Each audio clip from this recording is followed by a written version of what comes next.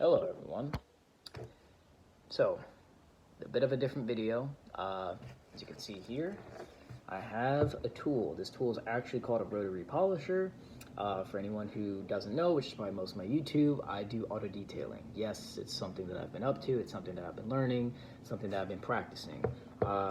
And so what I wanted to go ahead and do is, because I typically don't have the expensive equipment from brands like Rupes, Flex, and all these other guys, I tend to resort to more unconventional or maybe not so well-known tools that I wanted to take some time to review. I mean, they're mainly just Harbor Freight tools, but I wanted to go ahead and take kind of a segment on my channel to review maybe things that I haven't seen on YouTube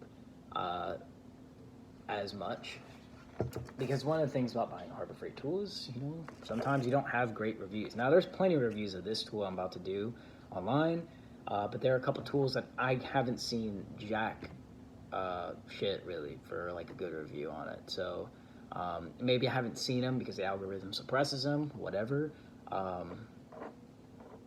But I haven't seen like a thorough review of somebody sitting down, talking about it, letting me hear it, see it, whatever. So I kind of want to bring that to you guys with this new series of Harbor Freight tools, of different kinds of tools that I've used, different kinds of products I've used during my time detailing, so that if anybody else is just curious about taking care of their car, maybe they're doing this professionally, they can think about this stuff, and I hopefully can reach somebody that if they're on the fence about buying something from Harbor Freight, no worries, it's not going to catch on fire. I don't think. It hasn't happened to me. It's not going to blow up in your face.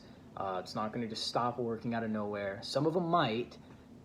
It is the name of the game, but these tools, I want to give you my personal experience with them, what I think about them, and let you know whether or not I think you should buy it. So first off, I'll say this. I don't think you should buy this because you can't buy this anymore. This is the Drillmaster. This is item 60626. It's a 7-inch polisher sander. It's a 5/8 spindle. That's any rotary as far as I'm concerned. That the spindle is, let me take the backing plate off. The spindle is what this backing plate sits on. It's this right here. Okay. So 5/8 spindle thread, time by 11. I don't know what that measurement is, maybe millimeters, whatever. I'm not good at measurements. I'm no tool expert. I just polish freight, okay? The RPMs on this are, they start at 200, and they go as high as 3,350. That's a pretty good speed range, and it's one of the pros I love about this, actually. You have a lot of different, it has a speed range for everyone. Okay, and that's really good for a beginner, because if you don't have experience with the polisher, great. You can start at 600 RPM. You don't feel comfortable with 600, you can go lower. So I like that about this tool. It's really awesome. It's really nice that you can start that low. There are many applications you're going to use 200 RPM. Not that I typically use it. I buff usually. The highest I'll ever buff is maybe like 1800. But yeah. 120 volts, 60 hertz, 10 amp, and made in China. It's not an American tool, but I'll tell you what, man, for $40, when I got this thing, because I needed a rotary, so a little quick backstory on me. I work at a body shop. I learned detailing on the Porter Cable 7424 XP dual action polisher. Dual action polisher is all I saw as a viable option. I heard terrible things about the rotary, so I didn't like the rotary. I didn't want to be near the rotary. And when I saw the guys at the body shop using a rotary, I didn't like it. I thought they were crazy. And then I started learning how to wet sand a little bit, and I started to understand why the rotary is so awesome. Because eventually I grabbed it and I started learning a little bit about it, and I've said, I need one of my own. I need to learn how to use this. And so I bought one for $40. And for a while, I didn't really know if this was the one I wanted. I saw some reviews though. There are plenty of reviews, so I figured I'd just add to it. It doesn't matter, you can't buy it. I figured I might as well share my experience with it, because maybe someone's got this sitting in their closet. Or maybe maybe a friend has one that you can buy off of them, which in my opinion, if that's the case, do it. But don't pay more than like $40 for it. Maybe 20, okay? This tool is awesome. I'm not going to say too much. It is a good beginner tool. If you are a beginner just looking for a rotary, this is it. You know, it's a compact tool. It's got a little strong case, right? Strong case, a lot of good speed control. It's a click trigger. You got a D handle. You got your spindle lock here. I actually like it. You got the, I don't know what kind of metal this is actually. It's got the metal head. Got a nice spindle. I've put this thing to work. You know, I've done this for wet sanding and buffing at a body shop, and it works. I mean, there's not much I can say. The tool works, okay? You know, I mean, a rotary is going to do what a rotary does, right? It's going to spin one direction, and this thing does it pretty exceptionally well, okay? Tool delivers a lot of power, seriously. The tool is, it's my cat. The tool is a little heavy. I think it comes right around 6 pounds. So you might get a little tired holding it, which is why I have the D handle on it, because when I hold it up here, all the weight comes down. So I kind of like this because it helps me alleviate that a little bit, helps me control it, you know, so I like it for that. You don't have to have a D handle. You can put a side handle, whatever you want, whatever you like. I replaced the grease in here. There's like a yellow cheap grease that they use in here. I replaced it with the Lucas Red Lithium grease. I don't know if that's helped the performance or not, but I assume that it's probably just giving the gears more lubrication and more heat tolerance. So went ahead and did that. I've had an issue with the power cord before where we had to splice it because it had a short. And I don't know if it was just the way I was storing it, constantly having it bent like that, yay me, or if it was actually something inside the machine, because when we took it apart, what are you eating over there? Eating plastic? Get away from that.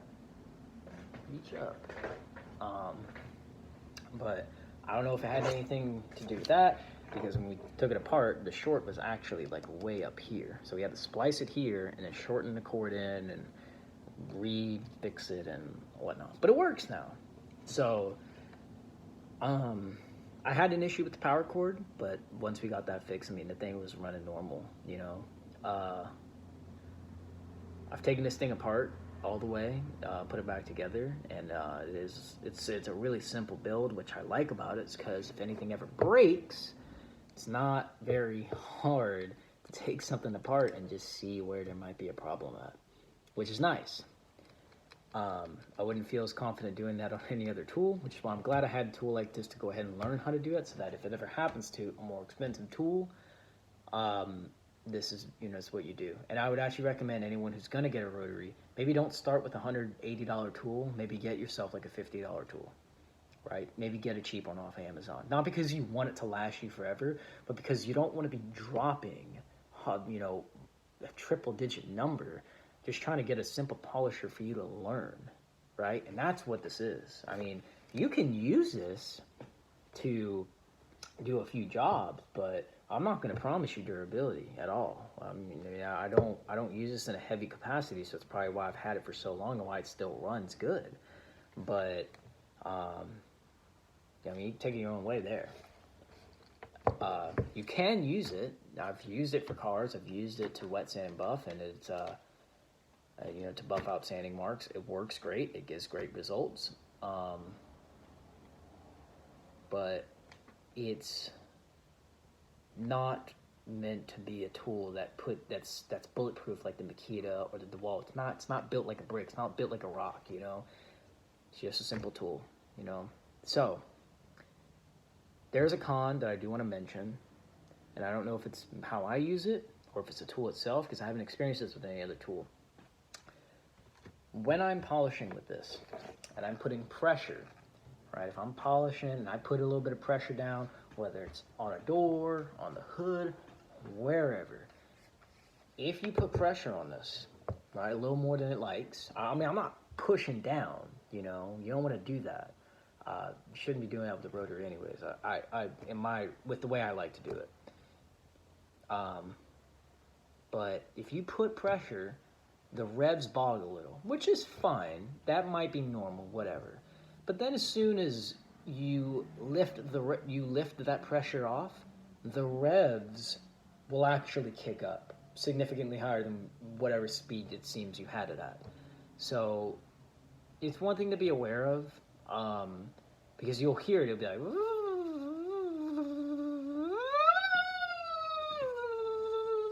and it'll work back to normal speed. It's weird. I don't know if it's a speed module. I don't know why it does that. It is hey Sage. I don't know if it's a speed module or whatever, but it is a con worth mentioning that if you are possessing this tool or using it, that you're probably going to run into, which is this thing does not. It has an inconsistent response to pressure. Well, it gives inconsistent revs in response to pressure. So, all in all, though, would I recommend this tool? Absolutely. Love this tool. I keep it. I keep it going. I'm gonna just keep going until the motor's done. Until this thing fries up, because it's actually really incredible. And for what I've gotten out of it for a full year's worth of use, I mean, it looks good. It still, I mean, it's a little rugged. It's a little worn. You know what I'm saying? I've put it to work, but I mean, this thing goes hard. It does the job, and I really like it a lot, and I would absolutely recommend anyone who has this or is looking at maybe getting this off of someone else or whatever, because as far as I know, they don't sell it at Harbor Freight, so you're not going to really get it from them. But if you find a tool, maybe you're like, hey, I just need a really cheap tool, and this is something I was looking at on Amazon or whatever, hey, get it. Don't pay more than like $40, $45, period, because for that, just cough up like 60 extra bucks for another polisher, you know what I mean? I mean, not 60 extra, but if they're gonna sell this to you for 70 bucks, I'd rather you put 70 bucks towards some other polisher, which we'll do in one of our next reviews. So yeah, that's my rant on that. I'm actually go ahead and let you guys hear what this tool is like. I will make sure that doesn't fall. So plug it in.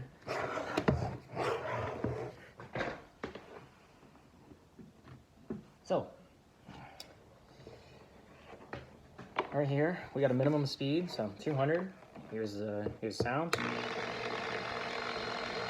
All right, pretty light. You have the trigger lock here. Now, it's just a click. I'll put it at speed 1.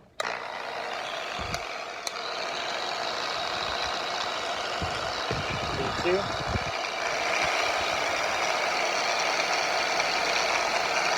Speed 3.